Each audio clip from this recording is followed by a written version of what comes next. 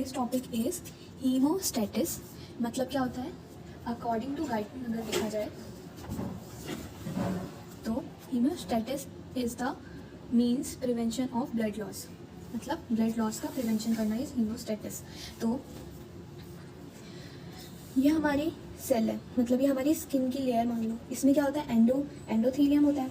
अगर वो डैमेज हुआ तो उसके अंदर जो नीचे होते हैं स्किन के वो कोलेजन होता है. कोलेजन फाइबर एक्सपोज हो जाएंगे तो ब्लड, यहाँ से सपोज ब्लड लॉस हो रहा है तो प्लेटलेट एक्टिवेट हो जाएगा और प्लेटलेट कोलेजन के साथ बाइंड करेगा. Addition of platelet to collagen is accelerated by von Willebrand factor. ये एक क्लॉटिंग फैक्टर है. अच्छा, हीमोस्टेटिस में होता क्या है? मेनली क्या करना है हमें? ब्लड लॉस को प्रिवेंट करना है. तो ये तीन स्टेप में होता है. पहला वैसोकॉन्स्ट्रिक्शन, प्लेटलेट प्लग फॉर्मेशन और लास्ट में कोआगुलेशन ऑफ ब्लड. अगर स्मॉल लेवल पे इंजर्ड हुआ है ब्लड वेसल तो ये हो जाएगा वैसोकॉन्स्ट्रिक्शन. मतलब ब्लड वेसल्स कॉन्स्ट्रिक्ट हो जाएंगी ताकि उस, जैसे अगर एक पाइप है उससे बहुत ज़्यादा पानी निकल रहा है तो ऐसा क्या करें कि वो पानी कम निकले?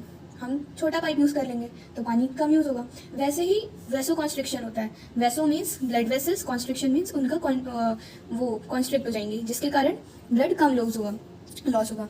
और अगर ये भी नहीं कर पा रहे तो प्लेटलेट, बहुत सारे प्लेटलेट जब कोलेजन फाइबर से ज्वाइन होंगे तो वो एक प्लेटलेट प्लग बनाएंगे जिसे प्राइमरी प्लग बोलते हैं और प्लेटलेट प्लग फॉर्मेशन हो जाएगा जिससे छोटे लेवल पे अगर ब्लड वेसल इंजर्ड हुआ है तो वो रुक जाएगा. फिर अगर बहुत मेजर लेवल पे हो गया है तो फिर क्या होगा? Coagulation of blood. और कोआगुलेशन एक कैस्केड मैकेनिज्म है, मतलब एक के बाद बहुत सारे स्टेप होते जाते हैं जिससे ब्लड लॉस प्रिवेंट हो जाता है. तो ये सीवियर वेसल डैमेज में होता है. तो फर्स्ट हम देखेंगे वैसो कॉन्स्ट्रिक्शन क्या होता है. ब्लड वेसल्स कॉन्स्ट्रिक्ट जिसके कारण ब्लड लॉस रिड्यूस हो जाएगा. Platelet secreted serotonin. Platelet secrete serotonin. अब सेरोटोनिन क्या है? ये एक न्यूरोट्रांसमीटर है जिसका काम होता है कॉन्स्ट्रिक्शन ऑफ ब्लड वेसल करवाना. मतलब कि ये एक न्यूरोट्रांसमीटर है, मतलब मैसेंजर है जो कि ब्लड वेसल्स को कॉन्स्ट्रिक्ट कराता है ताकि उसमें से खून कम पास हो और ब्लड लॉस प्रिवेंट हो जाए. अच्छा, क्यों ज़रूरी है ब्लड लॉस को प्रिवेंट करना? क्योंकि ब्लड में ही न्यूट्रिएंट्स और बाकी सारी चीज़ें, ऑक्सीजन वगैरह होता है. तो ब्लड लॉस अगर नहीं रुकेगा तो धीरे धीरे हमारी बॉडी कमज़ोर होती जाएगी और हम फेंट हो सकते हैं, बेहोश हो सकते हैं. इसलिए ब्लड लॉस को रोकना ज़रूरी है. फिर क्या होता है? ब्लड वेसल कॉन्स्ट्रिक्ट हो गया, ब्लड लॉस रिड्यूस हो गया, सेरोटोनिन सिक्रीट हुआ और cause constriction of blood vessel. ये तो वैसो कॉन्स्ट्रिक्शन हो गया. अब देखते हैं next step, platelet plug formation. Platelet plus collagen, ये आगे चल के एडिनोसिन डाइफॉस्फेट और थ्रोम्बोक्सिन A2 ये फैक्टर रिलीज करते हैं जो कि अट्रैक्ट करते हैं मोर प्लेटलेट को ताकि वो एक जुड़े दूसरे से, दूसरा तीसरे से.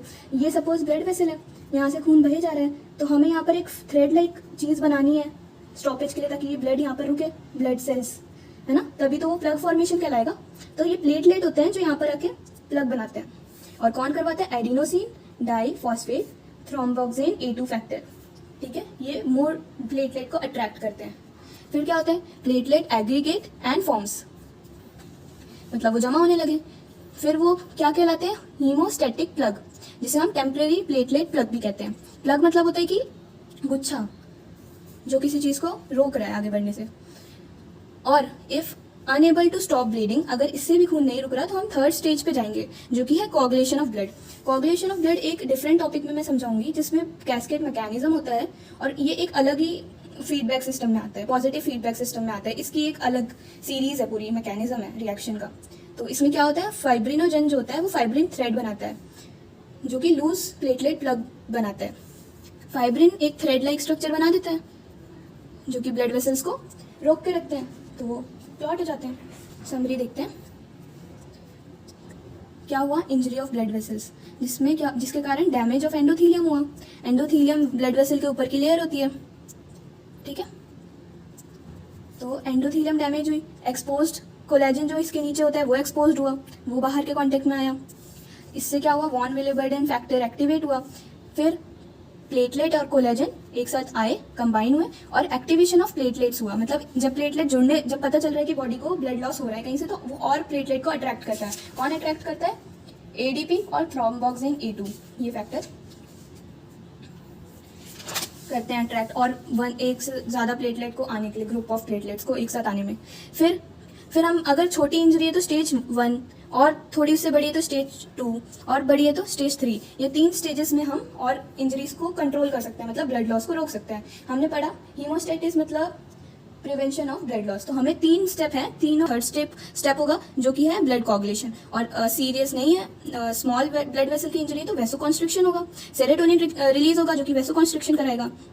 सेकंड स्टेप में एडीपी, थ्रोम्बोक्सिन A2 ये फैक्टर रिलीज होंगे जो कि प्लेटलेट प्लग फॉर्मेशन कराएंगे। और थर्ड में क्या होगा, प्रोथ्रोम्बिन एक्टिवेटर और ब्लड कोगुलेशन। अब मैं नेक्स्ट वीडियो बनाऊंगी ब्लड कोगुलेशन पे, ये आपको नेक्स्ट वीडियो में समझ में आएगा।